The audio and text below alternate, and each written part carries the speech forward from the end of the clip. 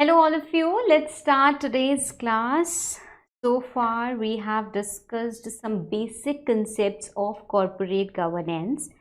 Corporate governance, if you talk about the meaning of the same, what do you mean by corporate governance? The corporate governance is not just some laws which have been enlisted and which a company needs to follow.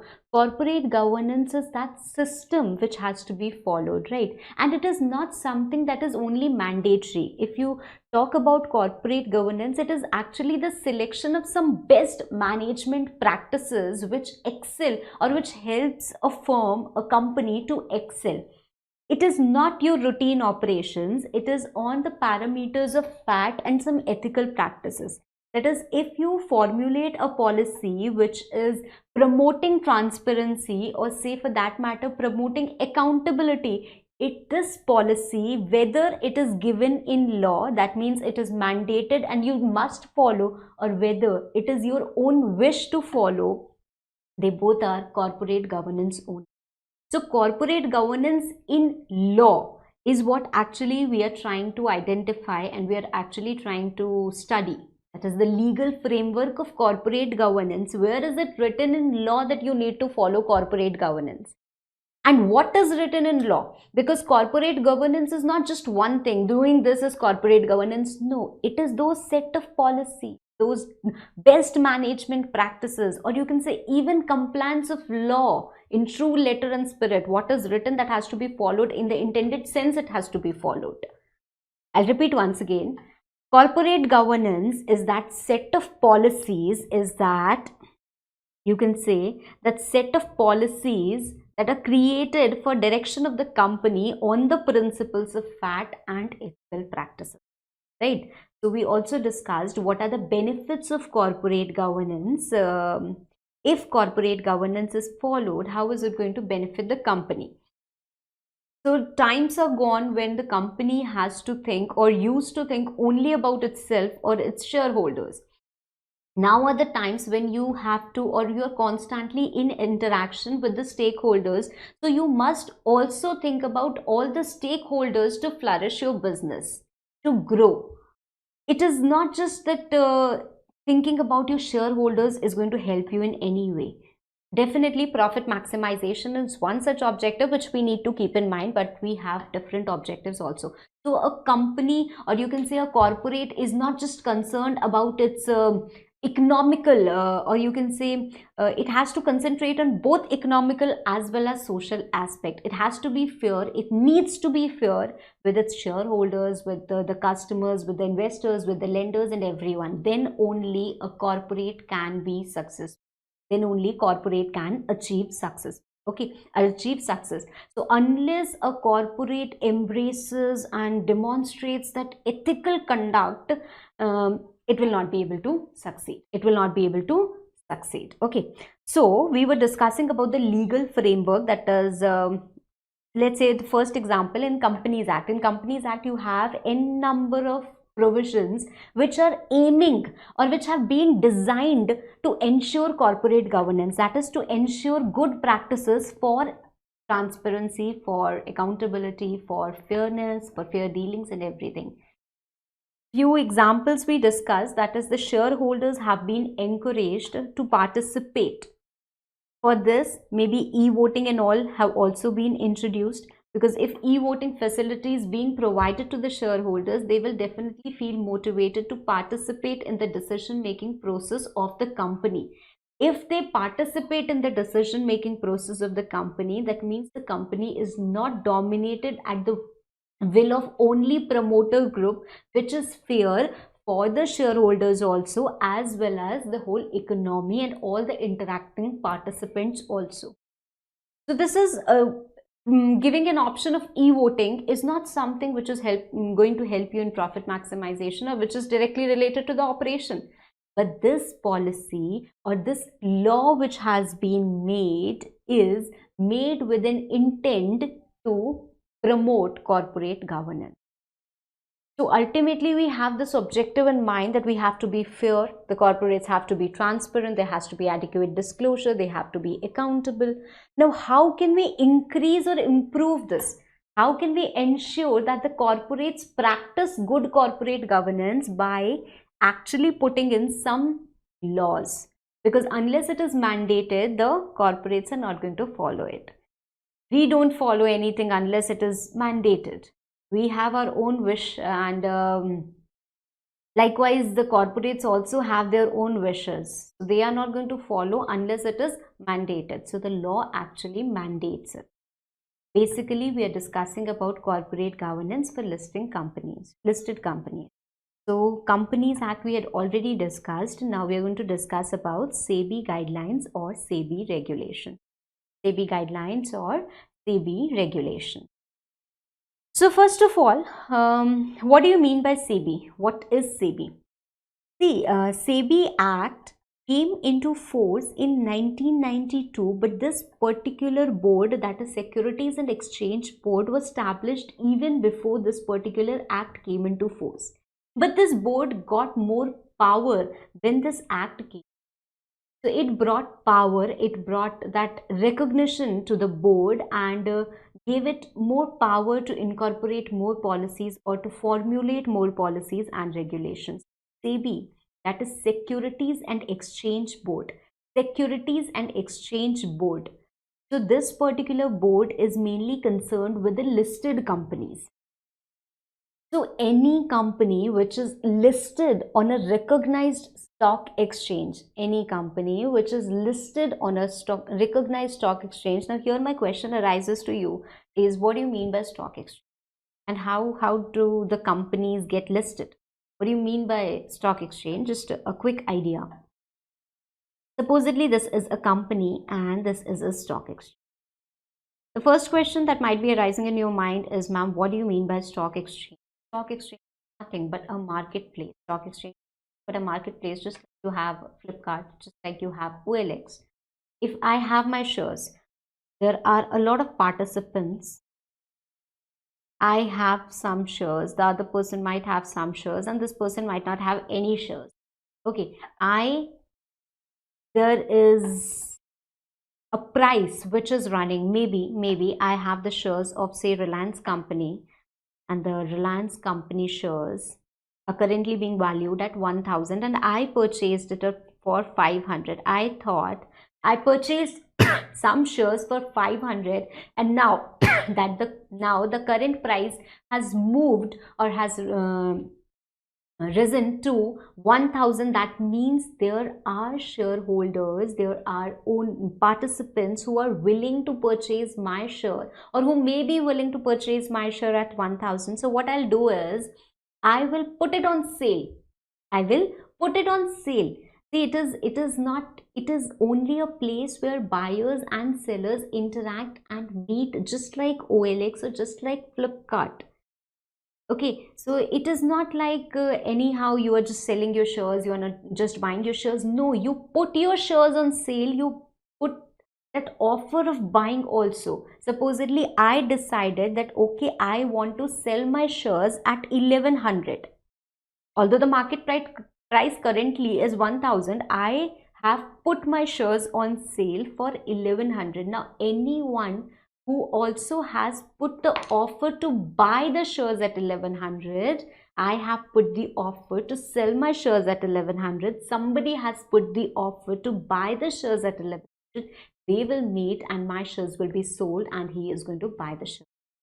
So we don't know who is buying our shares. We don't know whom are we selling our shares to. So we don't know these things, but ultimately we have to put our shares on sale, or we have to put an offer to buy the shares at this particular price, just like we do at OLX. Supposedly I want to sell my bike. I have my scooty and I want to sell the same at 60,000. So I'm going to post a picture of my scooty along with the price mentioned that I want to sell, or I'm willing to sell the same at 60,000. Now, anyone who is willing to buy the scooty at the price of 60,000 will message me, and we will meet, we will interact, we will discuss the terms, and then I'm going to sell it. But here, no discussion of terms, nothing, because it is the stock exchange that is doing everything for us. All we have to do is, I'm ready to sell it at this particular price, so here is an offer of sale. So that is how it happens. Okay. So basically, this is the regulatory authority for all these listings, for that exchange, that is happening, and issues a lot of regulations. The most important regulations in this regard is SEBI Loader. SEBI Loader, without which you can say corporate governance is incomplete. So it has almost every provision is for corporate governance only. So these regulations are very important from corporate governance point of view. Okay, so SEBI has issued Loader and has also issued a lot of other regulations. You have also this listing agreement that also has a lot of regulation. So SEBI is the regulatory authority and has issued regulations, rules and guidelines to companies to ensure protection of investors. If first of all, what happened is SEBI mandated this rule to be followed. Now, when companies follow this, it ultimately results in protection of investors. So the investors are being protected by SEBI, and protection of investors or formulating any policy for or with a motive, with an aim of protecting investors is what corporate. Next, you have Kumar Mangalam Birla report. Kumar Mangalam Birla report. Kumar Mangalam Birla, the owner of Birla Group, the founder, I would say, rather, of Birla Group. Birla Group. I'm sure you must be knowing Ultratech and everything. Currently, it is being led by Aditya Birla. So he was one such person who took business to an altogether different level, and that is why SEBI approached this particular person and formed a committee, which we will study later. So this particular committee was formed and it brought out different outcomes, that some things need to be followed. See, how do we learn that we should do this? If you want to appear in exams, you want to take tips. If you want to get a rank, you will take the tip from the person, from your seniors, or maybe some rank holders. You will watch the videos. Okay, this particular person got all India rank 1, so I should watch his video so that he can help me, he can guide me how I can also achieve all India rank 1. So someone who is a very successful businessman can actually tell you how to make your business successful. Do you agree? So likewise, Birla ji, who is a very successful entrepreneur, formed a committee. Actually, it was a committee formed by SEBI, and he suggested some measures to be incorporated by companies for economic growth. Okay, and these measures are for the parameters, or you can say they are on the parameters fairness, transparency, and ethical practices. Okay, so he has given, and this is available, and this needs to be followed in respect of 3 things: directors, chairman, and managerial remuneration. So first of all, we are going to talk about directors. Now, what he suggested, or what is given in this Kumar Mangalam Birla report, see, a committee is formed, they discussed certain issues and they gave their final report with necessary recommendations that this should be done to address this issue. Now, in their report, we have these points. That this should be followed. What is there? This has been mandated also. Okay. So, what is there? Whenever I'm talking about directors, see, directors are somebody who are being elected by the shareholders to manage a company, just like we elect the representatives of our country to run the country. Now, imagine a situation, I have 3 candidates to vote for. I have maybe Mr. Kejriwal, I have Modi ji, and say supposedly I have Smriti Irani. These are the 3 candidates which I have for a particular post. I have no idea. I have absolutely no idea What is their education? What is their experience? What is their vision? What is their aim? What is their nature? Are they empathetic towards people, or they just work in their own way? They're not concerned about people. I have absolutely no idea what they do and what they think of, except for the fact I know that how these people look. I know that Smriti Irani is a female. That's all that I know. And these two people are male. One is a little old, or you can say one is aged and the other might be young. That is all I know. Will I be able to vote? And even if I do, even if I'm compelled to vote, will my vote actually matter, or will be an honest vote and for the benefit of the company or for the benefit of the country? The answer is no. So unless I am being provided their resume, their biodata, their CV, what they have done, what they intend to do, I cannot. So I need to know all their history, geography. Then only I can vote. And then only my vote will be effective and for the benefit of the economy. Right? So according to my intellect, at least according to my understanding, I'll give an honest and correct vote. Everyone has their own perception that cannot be changed and that cannot be unanimated at one point. But definitely, according to my own perception, I will give a valid vote. So likewise, this has to happen in a company also.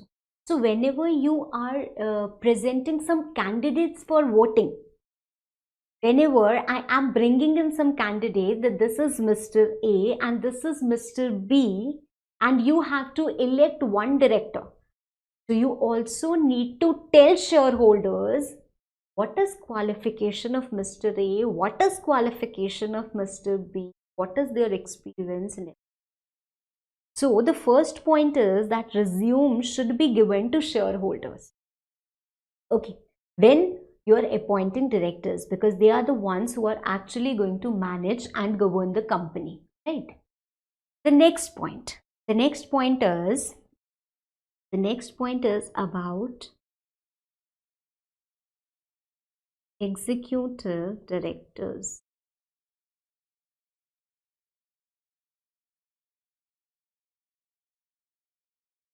If chairman is executive director, at least 50% to be independent director.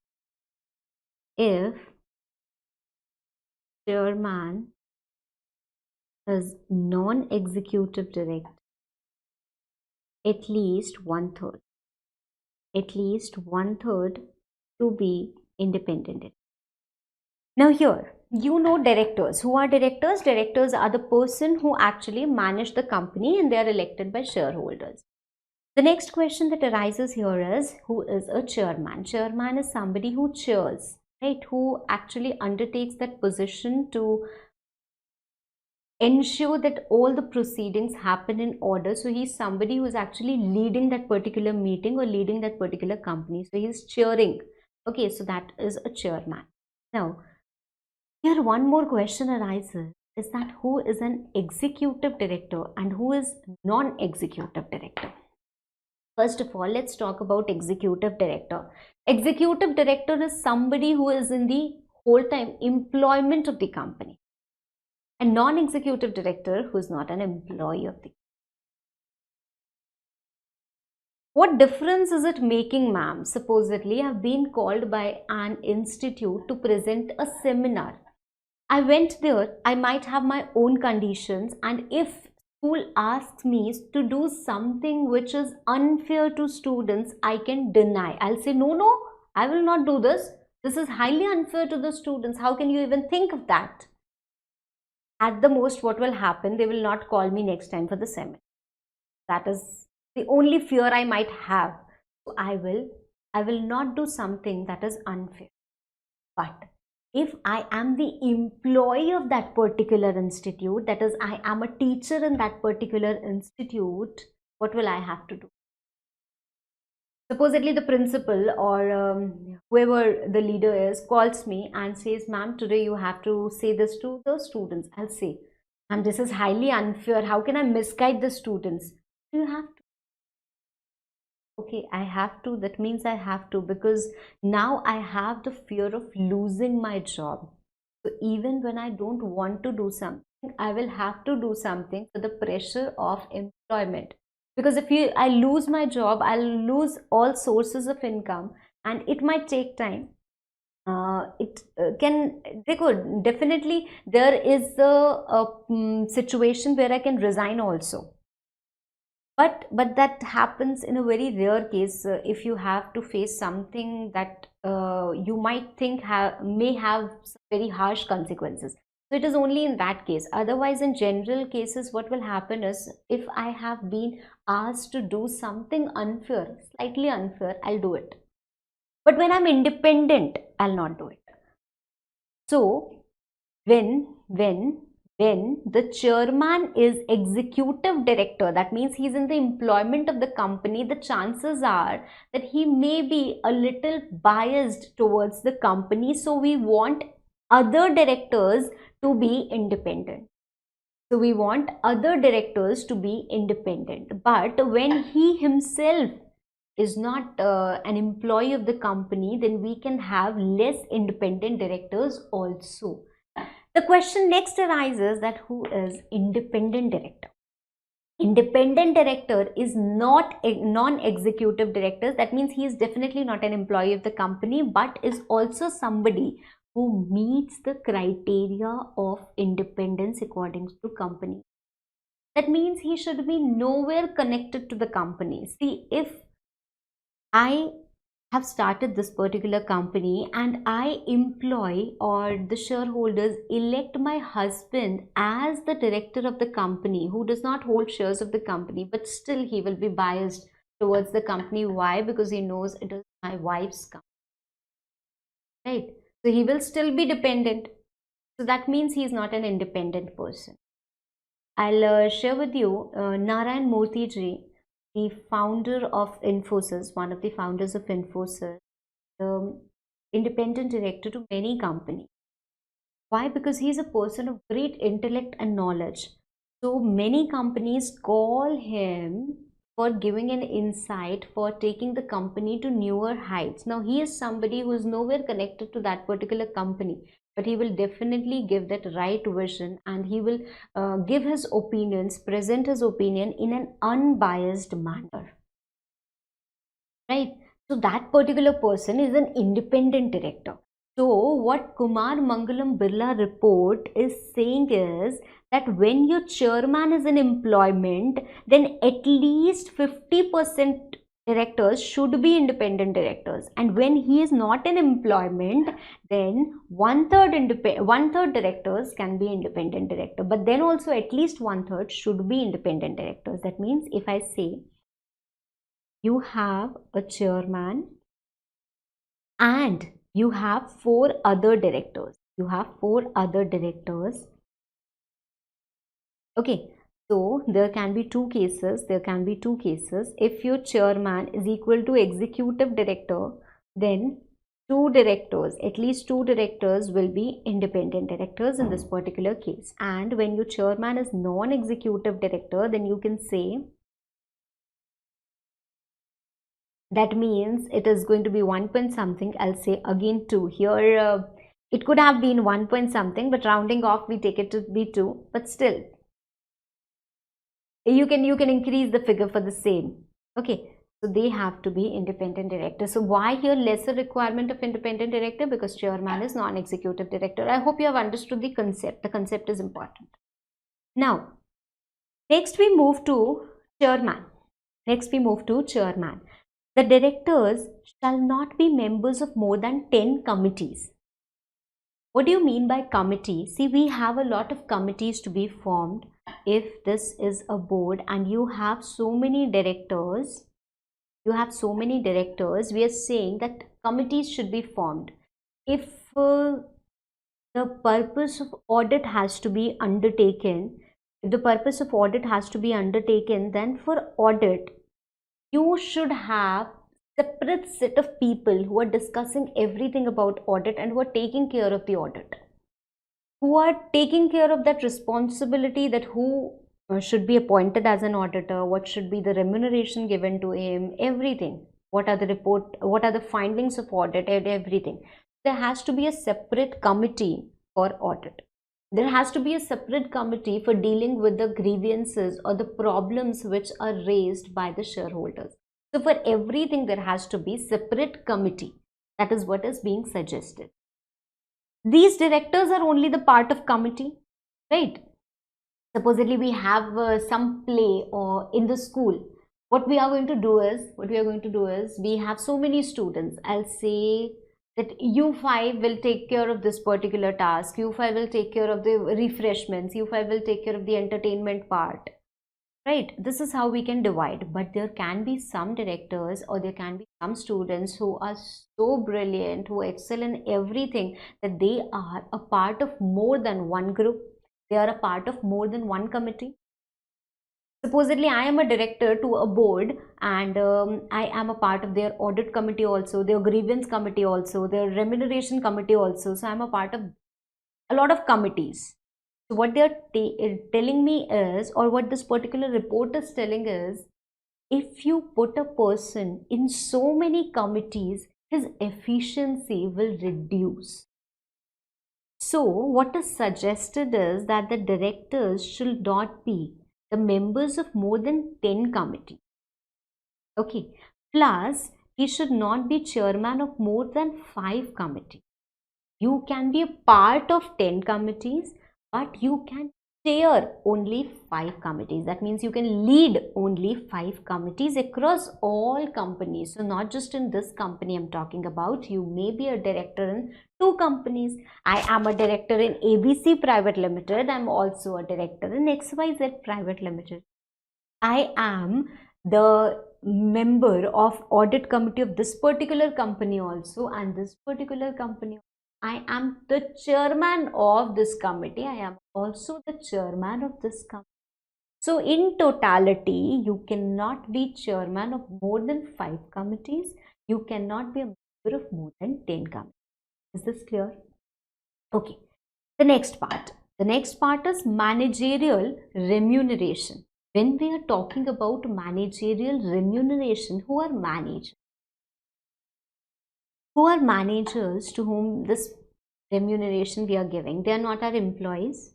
They are not the usual employees. They are the key managerial personnel.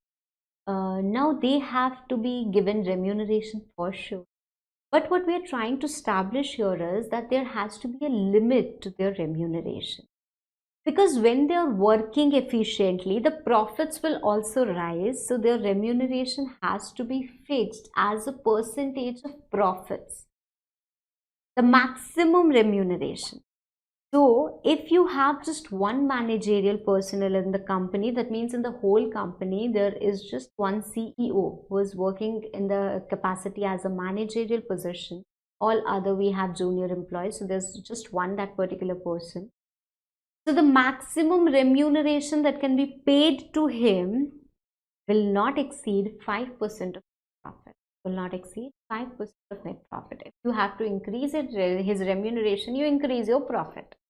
Because if he is working more and deserves more remuneration, then definitely it will reflect in the profit also.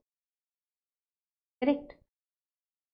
Now, in case there are more than one remuneration managerial personnel, your remuneration shall not exceed 10% of net profit. Okay, so if there are 2, then maximum remuneration that can be paid is 10% of net profit. Is this clear? Remuneration has to be directly fixed as a percentage of net profit. Next comes accounting standards. Accounting standards. Now, what do you mean by accounting standards? They are issued by Institute of Chartered Accountants of India. You also have NFRA has a great role to play in this particular regard. Now, why are accounting standards being issued? To bring uniformity. To bring uniformity to what? To bring uniformity to the financial statement. Now, supposedly it's Christmas time and you step out of your home and you see a lot of people who don't look like Santa Claus. That means they're not wearing red and white dress, they're not carrying gifts, but everyone is calling themselves Santa Claus, Santa Claus. You will not understand this confusion. But when you step out of your home and you see few beautiful red and white colored dress people who are distributing good gifts, you will identify them. Oh, there, can you see a Santa Claus? There again, you can see a Santa Claus. Why have they been given red and white color? To bring uniformity, so that we understand that this particular person is a Santa Claus. Likewise, when our financials are going to be the same, if I am a financially literate person and I can read and comprehend these financials and able to understand, okay, this is net profit, and how this net profit has been derived from taking closing stock at such value. Now, when I go to the next company, I see something else has been done. When I go to the next company, I see something else has been done. So I am unable to compare these financials and I'm unable to understand these financials. So some accounting standards have been prescribed by the concerned authority and they are mandatory in most of the cases. They are mandatory in most of the cases. Why? To promote fairness and transparency, so that shareholders or any stakeholder which is reading the financials is able to understand and compare the same. Okay, so these standards, they provide us the guidelines of disclosure of information, that if you are facing this, it has to be disclosed. If you're doing this, this has to be disclosed. So just by reading the notes, just by reading those disclosures, the stakeholder will, or the reader will be able to understand the financial. So it is also to ensure uniformity between the companies, right? Is this clear? Then we have listing agreement. What do you mean by listing agreement? It is that agreement which company, supposedly I want to list my product at Flipkart. Okay, so I contacted Flipkart. Now what will happen is we will have an agreement between ourselves. That is the terms and conditions. This much brokerage I'm going to charge, this much commission I'm going to charge, this is going to, if you do this, you will be penalized. Such and such terms will be there in between Flipkart and me. Likewise, when a company wants to get its products or its shares listed on a recognized stock exchange, the stock exchange and the company have an agreement which is known as listing agreement. Now, this is common for all the companies. This is common for all the companies, and this is which is being also regulated by SEBI. So you have listing agreement which has a lot of points, or you can say a lot of compliances which you need to comply. And what are these compliances for? For ensuring better corporate governance. Okay. So the companies whose shares are listed on stock exchange should comply with additional requirements as are mentioned in the listing agreements. So such companies have to comply with the provisions of Companies Act. They also have to comply with the rules and everything. Also have to comply with listing agreement conditions. Is this clear? So far, if I sum up, what can be asked to you in an examination? What do you mean by corporate governance? What are the benefits of corporate governance? What is the legal framework of corporate governance? So these three questions may be framed till now, which might be asked in the examination. So I hope you'll be able to understand, answer what is corporate governance, what are its benefits and its legal framework. Clear? Okay. Okay, now we are going to discuss about the history of corporate governance. That is how this particular concept of corporate governance evolved in India. Okay, so we are discussing about the evolution of corporate governance in India. Now, basically, if I talk about corporate governance, it has been divided into two phases. See, this is a period pre-liberalization and this is post-liberalization. You know that liberalization took effect in 1990. Now, liberalization is what? Integrating the world's economy with ours, right? Integrating our economy with the world's. opening up the doors and letting foreign investors come in India, letting Indian investors go outside. So all trade barriers were removed, and we opened up the doors of the world to come and look India as a beautiful destination for flourishing business, right? So this was the phase of liberalization. This was the phase of, you can say, deregulation, privatization. A lot of things happened in this particular phase, which has changed the thinking of the economy, which has changed, which brought in a lot of progressive firms also, and they brought the concept of corporate governance also with them. Now, when I'm talking about pre-liberalization period, that is before 1990, ideally, there wasn't any existence of corporate governance in Indian laws. So you will not hear or you will not read about corporate governance in Indian laws of that particular time. Although there is Arthashastra, which is of the times when we did not have these managers, directors, shareholders. We had the kings, and then also you had this concept of developing their wealth and thinking about their wealth and everything. So ideally, there was corporate governance in our mind, in our thoughts, but not in our law.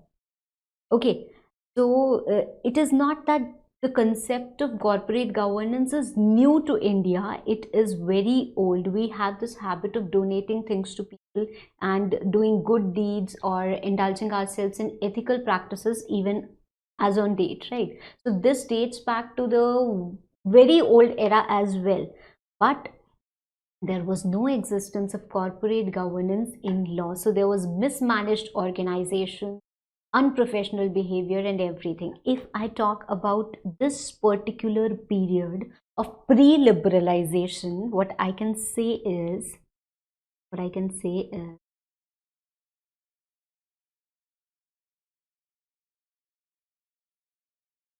the pre-liberalization.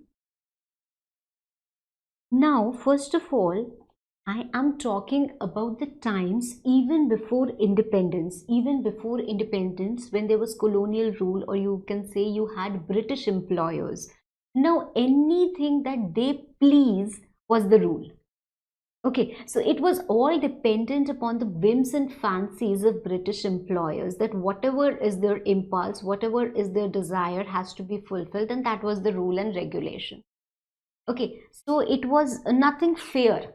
It was absolutely unfair, because if I wish something and however unfair it is, you have to follow it. You will not call it a fair organization, or you will definitely not call it as corporate governance. So there was absolutely no corporate governance. So earlier, you can say, even before independence, there were rules which catered to the will of British employees. They also have made a lot of acts which are present even in force. When I'm talking about pre-independence era, that is before 1947, you have Contract Act, which is one of the oldest acts that we have in force. It is of 1872. So likewise, you have a lot of laws which are prevalent even in today's time, and which are effective even in today's time. So they also made laws, and many of our laws are also being inspired by English law. But when I'm talking about corporate governance, there was nothing called as fairness, transparency, nothing. Anything that they desire, anything that they wanted happened. Okay. So first of all, rules catered to the will or to the whims and fancies of British employers. Then what happened? Companies Act 1866 was enacted. 1866 was enacted, and it also underwent a lot of amendments. So you had amendments in this particular act in 1882, then also in 1913, then also in 1932. In 1932, Partnership Act also came into force. Partnership Act also came into. Okay, so these were all the amendments. Then came the period of independence. Okay. After this, the need was felt for the economy to grow, that certain essential commodities be produced, and there has to be a maximum price that can be charged on these commodities for the poor section to grow. Because if a manufacturer is producing certain commodities and it is highly priced or it is overpriced, the poor will not be able to afford it, and this is a necessity which must be provided, like maybe food grains we have, right? So that was the time, time when government came up with fair prices, or you can say tariff commission. Tariff commission. Tariff commission. When was the time when Companies Act 1956 was enacted? Now, as of now, we have Companies Act 2013. So this particular act, you can say, has such a long existence. It was in existence from 1956 till 2013. I would say even after 2013, because this act was not completely repealed but repealed in sections, as this particular new act was notified in sections, was notified in parts, you can say. Some sections were notified, then some later date some other sections were notified. So this act has a very long existence. So a wonderful act which was famed, but still did not have the provisions of corporate governance.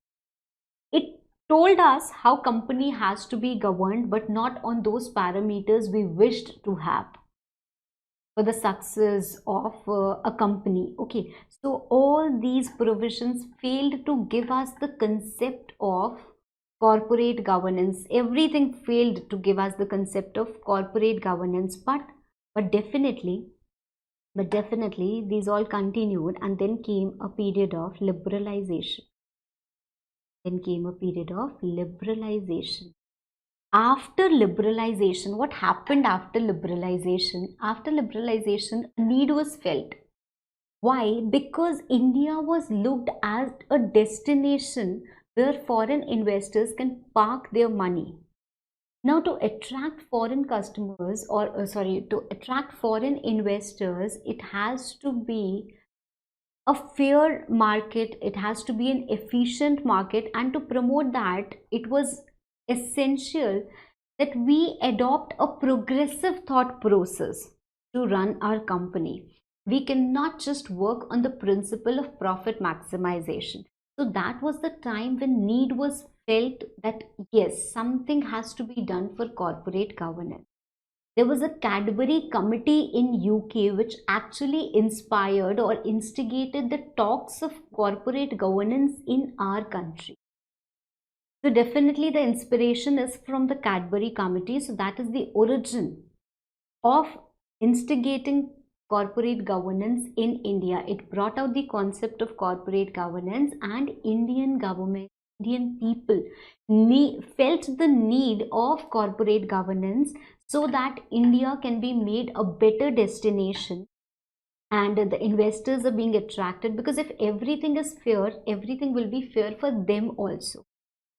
So they will also get that work environment which is transparent, which is working efficiently. There are proper laws which are governing everything. That is how it actually brought the idea, and the thought process evolved. Okay, so the progressive firms, as I say, they came to India, and they also attempted to put corporate governance in place. Now, what happened after liberalization? 1998. It started in 1996, but 1998 we got out the result. 1998, CII gave a desirable code.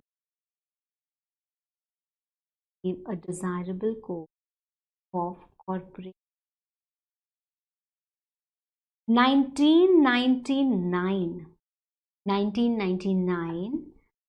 SEBI set up a committee, that is Kumar Mangalam Birla Committee. Kumar Mangalam Birla Committee, as I already told you, right? In 2000, MCA, it was earlier called as Department of Consumer Affairs, so it was earlier DCA, now it is MCA. MCA set up a task force for this, and in 2000 only there was the insertion of clause 49 in listing agreement.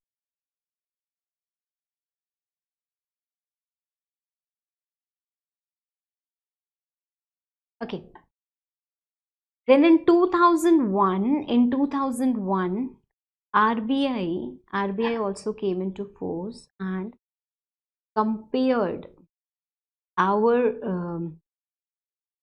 corporate governance with international standards,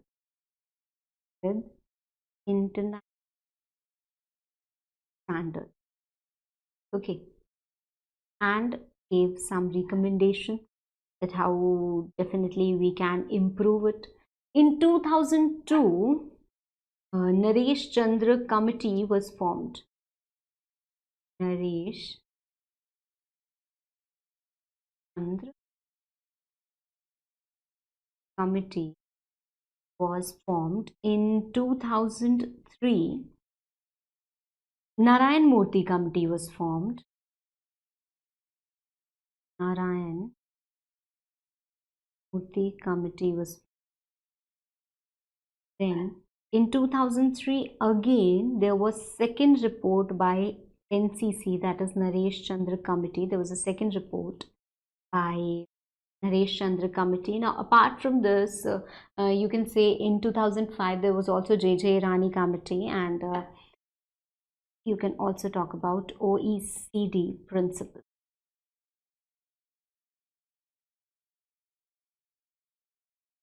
I will give you an overview. See, corporate governance, my dear, is a very vast subject, and there have been so many people. See, if anything has to be identified or has to be resolved, there are a lot of people who do research work, Supposedly we have a pandemic, that is COVID-19. What was happening, what will happen around is a lot of researchers all around the world, even in India, if you're suffering from something, they will put in their research and they will bring out the remedies of the same. So everyone, year by year, what they did is they addressed certain issues and came out with certain solutions. They recommended something to resolve this issue. If they thought that this particular point is a problem in, or this is causing a hindrance in companies to grow, what they will do is they will suggest measures so that this can be reduced and the companies can grow. So this is actually what happened. A need was certainly felt post liberalization that you need to have a code, a proper code of corporate governance. Now, how can we, what policies should we develop? Should we make it mandatory? Should we make it voluntary? Should we make it recommendatory? Should we let every company follow it? Or we can have just, we can segregate a section of company that these are small companies, they need not follow. What should be done and how it should be done? So there was a lot of research needed to come up to a conclusion. Okay, so every authority involved, you have SEBI, you have the Ministry of Corporate Affairs, you have different government, you have RBI. RBI is a central bank and is mainly concerned with the banking sector, with the financial institution sector. Banking is also a company, it is also a corporate. So it also needs to have that corporate governance. So RBI was also concerned about this particular thing, that the shareholders or the people will have more faith in the bank if they work in a transparent manner. So to promote this banking system in India, which has recently been developed, we need to be more transparent, and we need to disclose and tell everything to our shareholders, our stakeholders. So RBI was also concerned, SEBI was also concerned, MCA was also concerned. So they all undertook certain measures. They all gathered a few set of people and asked them to research, to prepare a report, and to bring out their findings, to give recommendations which can be made mandatory over a period of time, and become part of the law for corporate governance in our nation. Is this clear? So my dear, this is what is the history of corporate governance. We are discussing about the first phase of corporate governance, that is 1996.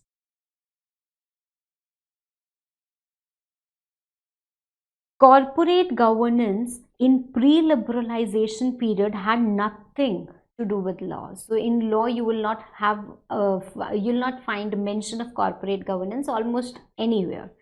Now, after liberalization, definitely corporate governance evolved like anything, and we had formed a certain set of principles from 1996, starting from 1996 till 2008, where we experienced a major setback due to this particular person, that is Mr. Raju.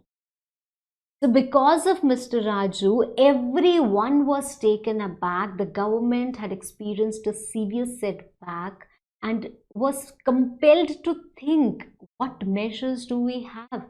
Despite working in a transparent manner, despite promoting that accountability, there are still such scams happening. There are still such instances happening which are affecting the interest of the investors terribly.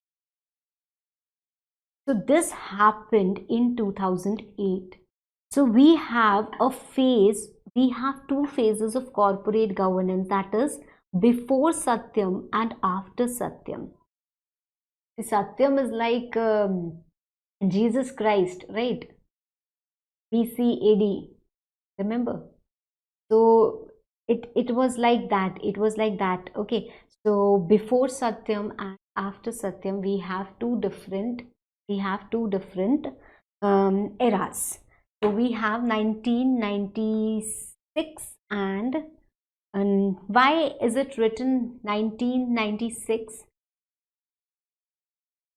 I told you that it actually started in 1996 only, but the final draft came out. The final draft came out in 1998, and that is why we are saying 1998. Okay, so I will discuss the Satyam scam also with you, but later on. Okay, but first of all, I'll discuss this first phase of corporate governance reforms. 1996 to 2008. 1996 to 2008. This what I've written here is something that you must learn. This is something that you have to learn. Okay.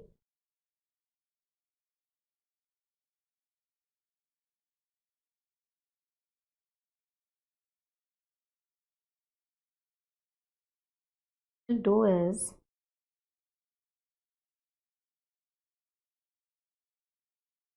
I will also write in brief. I will also write some things in brief here so that you have an overview.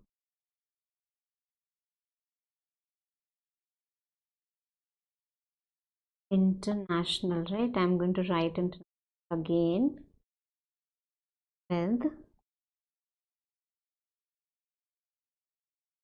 national standard. Okay, this is how it is going to be.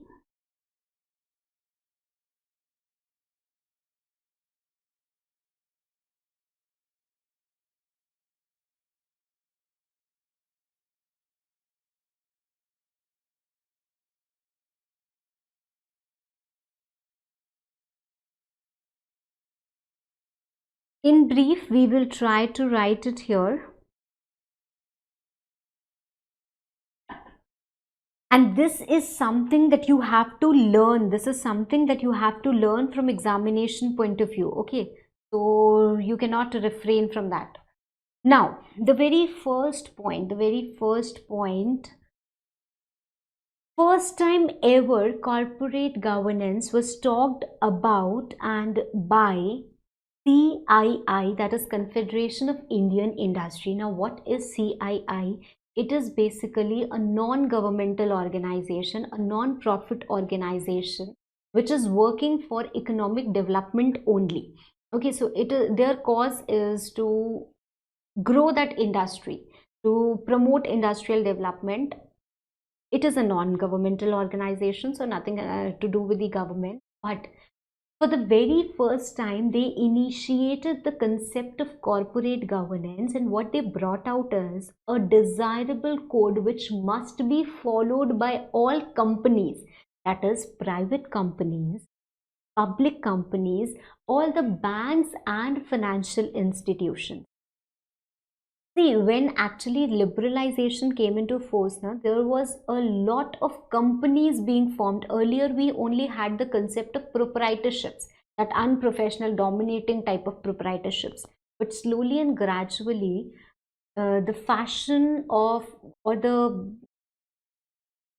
desire of forming a company grew. Okay, so a lot of companies were being formed, and there was a need to regulate, there was a need to have some law which can actually regulate these type of business organization. As on date, if we talk, company is one of the most popular form of business organizations that we have, but earlier it was not so. But with the growing companies, the law also need to be grown. So CII came up with a desirable code for corporate governance. That is, it said so every company, private, public, banks, and financial institutions should follow this. Why should they follow this? Because they have addressed the concerns regarding the protection of investor. Okay, so CII, what they did is they developed and promoted a code for companies, and in this, what their main problem was investor interest and promotion of transparency. They completed their final draft code in 1998. They started it in 1996, but they completed it in 1998. So that is why we say in 1998 this desirable code came into picture. Okay, although their efforts were started dated back in 1996, that is why we say that this phase of corporate governance had already started, because the efforts were started. Okay, so disclosure of information, transparency, and investors' interest.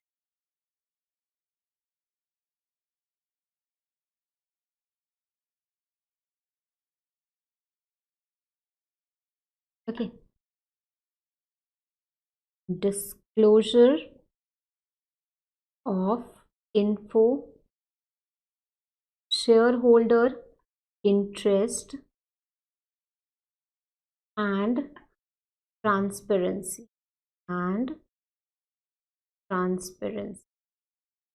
Private, public, banks, and financial institutions.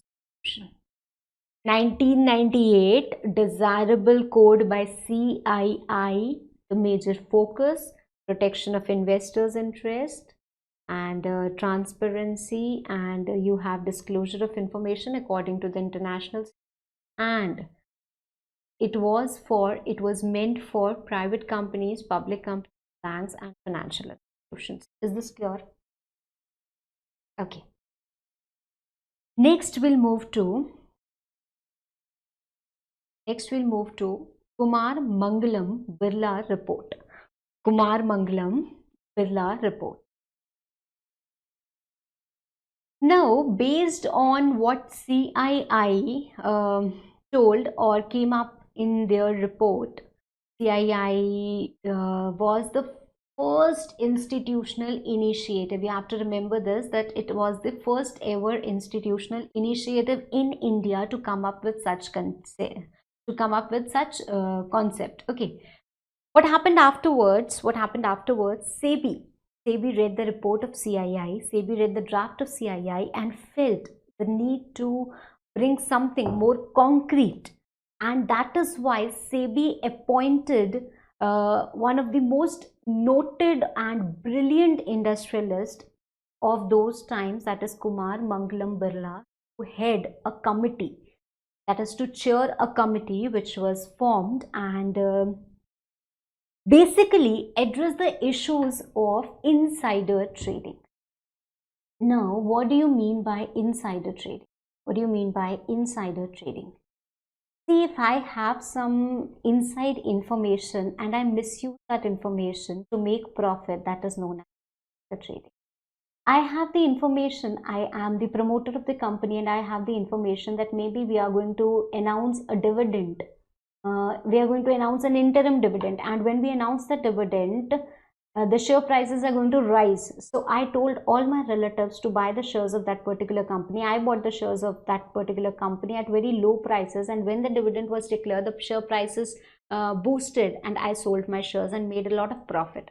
So this is something called as insider trading. So this was something which was happening because the promoters were dominating everyone. The shareholders were not participating. Everything was in their control only, and there was no check, no transparency, no confidentiality, nothing. So SEBI was concerned. SEBI was also concerned with the other aspects of corporate governance. So after CII made its report, SEBI appointed the industrialist Mr. Birla ji and formed a committee which was named on his name only, that is Kumar Mangalam Birla Committee. And what they did is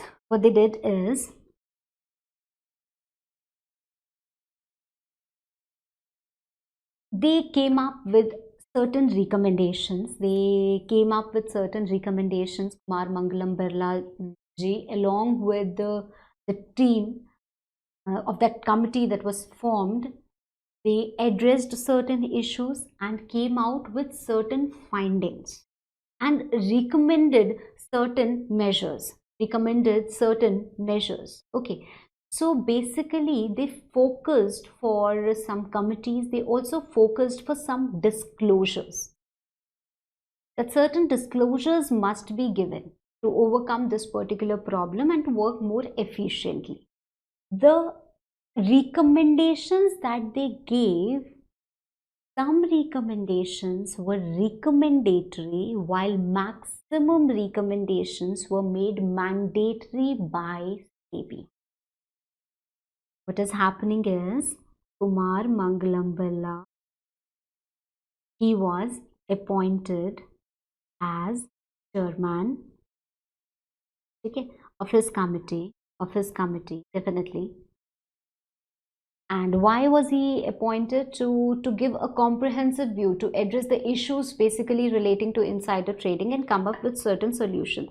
So he addressed issues and gave certain recommendations. Now, the recommendations that he gave, some were voluntary. That means he suggested that the companies should follow this, but maximum were made mandatory. For listed companies through, sorry for the handwriting, through insertion of clause 49 in listing agreement. So I told you about listing agreement, and clause 49, which is very famous, very popular in listing agreement, that was being inserted in the year 2000.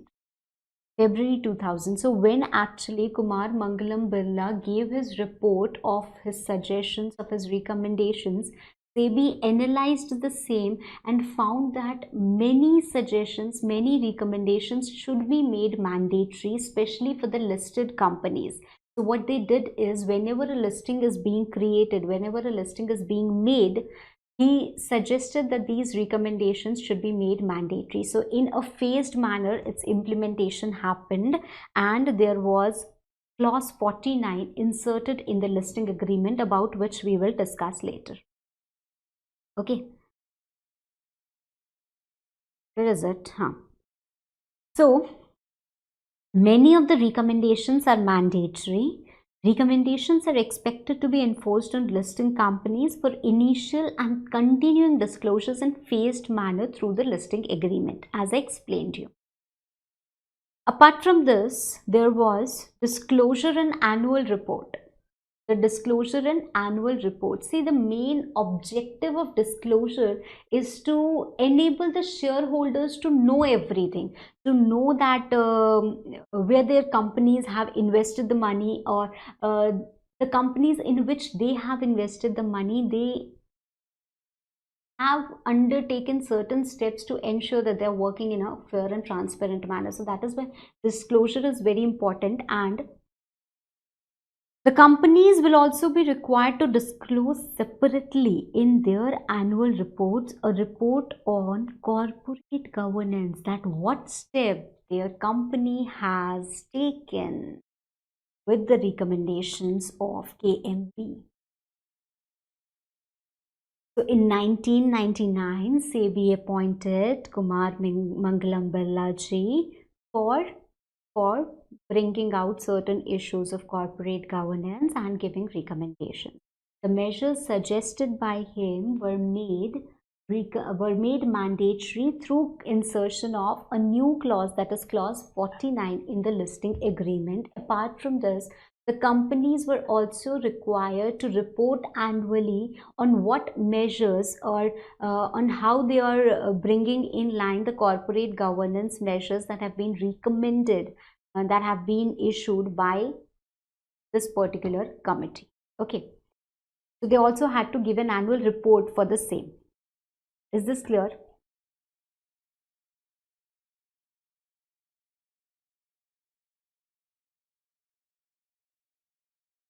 What things you need to remember in this particular point is insider trading,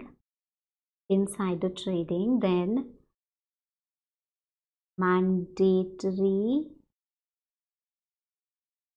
recommendation through clause 49 of listing agreement, and disclosure in annual report. Disclosure in annual report. If it is not visible, I will yeah, I hope it is visible now. Clear? A question may be asked to you about the first phase of corporate governance, that is from 1996 to 2008. So you'll have to write everything. Now, since it is quite boring and the students don't understand what to write, although they don't even remember what it is, ma'am, so many years, so many committees, and so much content, how do we remember it? So I'm summarizing it. And I believe when we are discussing, I'm sure you must have already learned so far. It must be somewhere in your memory, although it will get erased when you read the next class, or when you discuss the next class. But that is why I insist that revision is very important.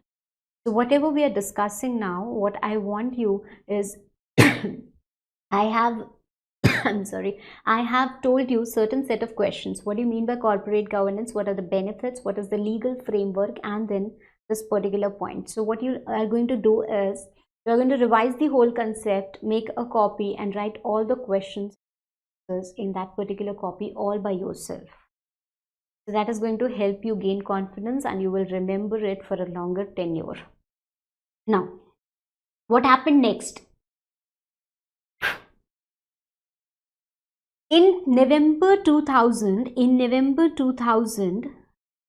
there was a report of the task force on corporate excellence through governance. That is, how can you apply governance and achieve corporate excellence? That is what the task force um, task was.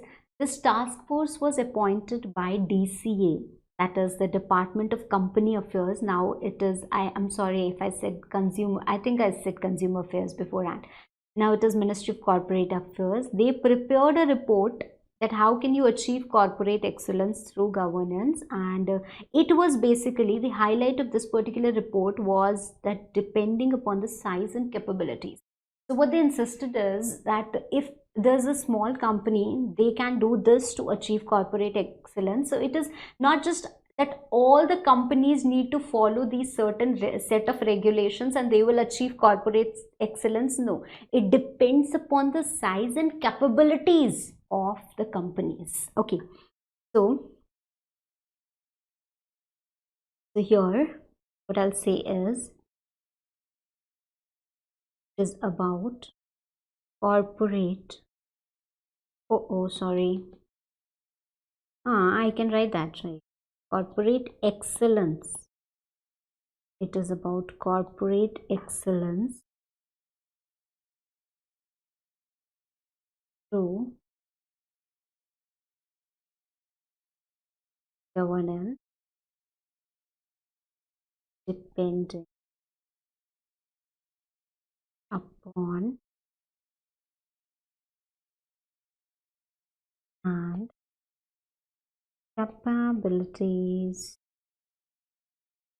company. Is this clear? So in 2000 it was MCA task force. In 2000 it was MCA task force. Now again, as I told you, in 2000 clause 49 in listing agreement. Here we have clause 49 in listing agreement. So how it came into picture, that you already know. Now what it brought into picture, that we need to know. So in 2000 there was enactment of clause 49. In 2000 there was enactment of clause 49 in the listing agreement. After CII court, SEBI appointed the committee, we already know, to promote and raise standards of corporate governance, and their focus was. Now, what they recommended, their main recommendation was to improve the structure of companies' boards and disclosure. What were their other recommendations?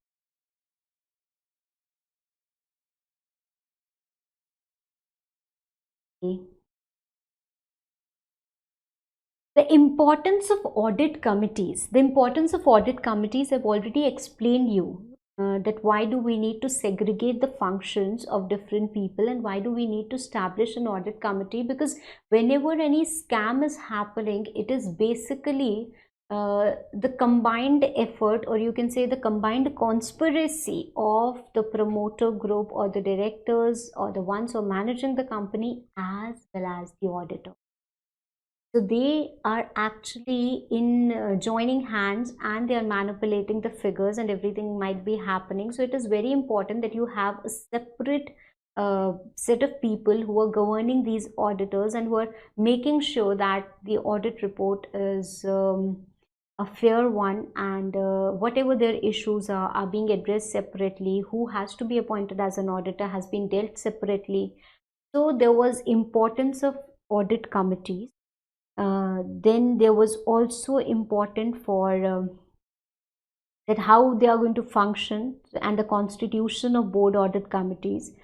Then they also recommended some measures with respect to disclosure and transparency, and that company's annual report should contain a management discussion and it is very important that the shareholders must know how their managers think. Why do you think Modi ji has come up with the idea of Man Ki Baat?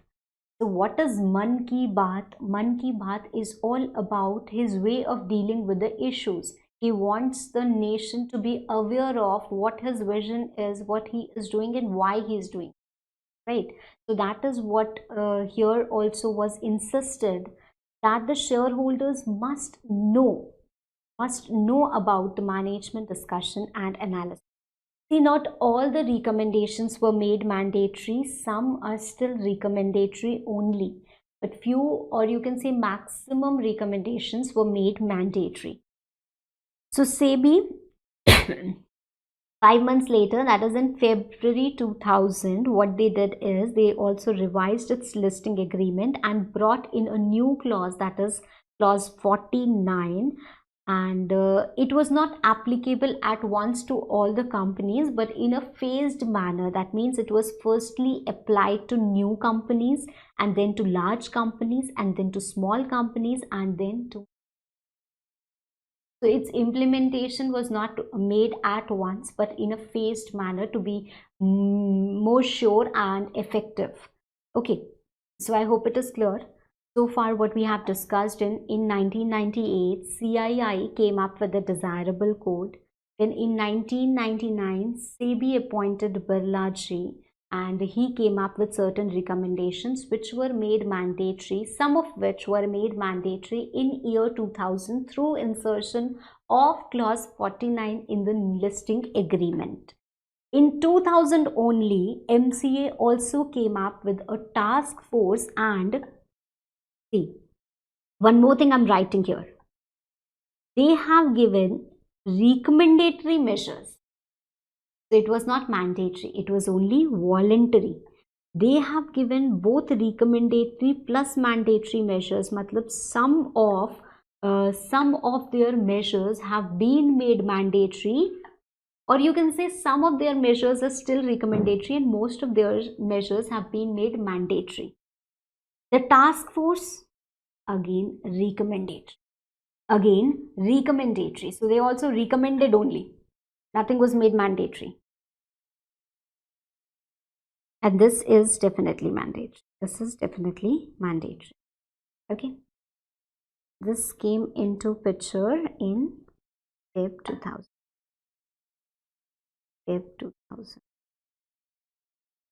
Now, year 2001. When RBI came up with actually what RBI did here was the comparison.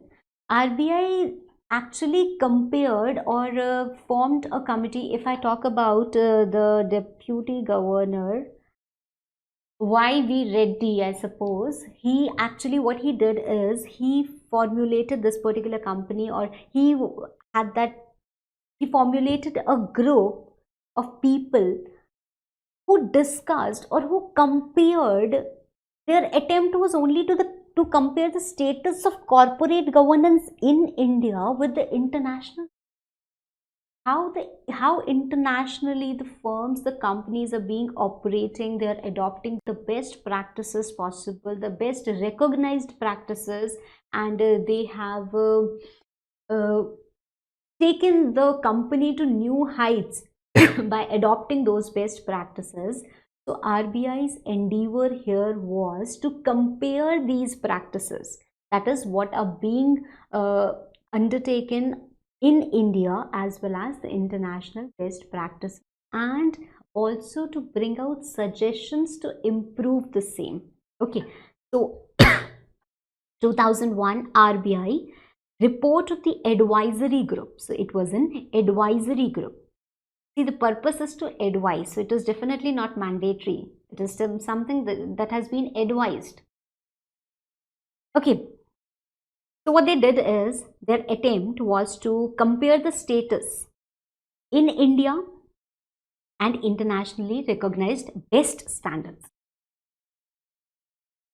Every country has different political vision, economic and social history or status.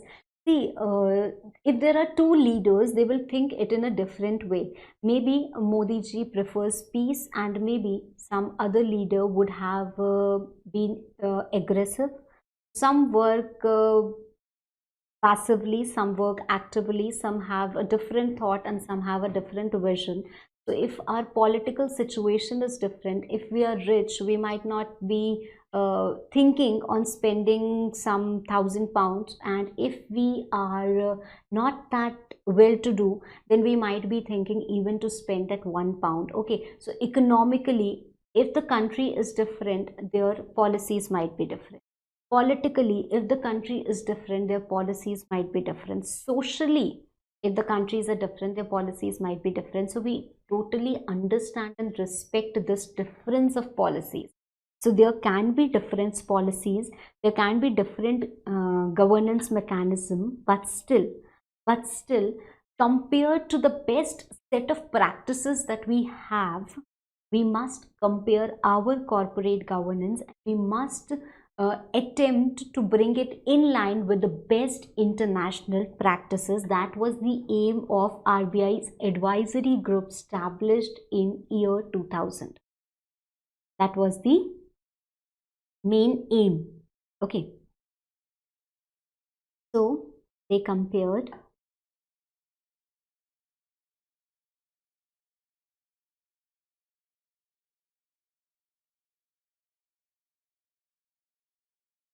advisory group compared CG in India with best international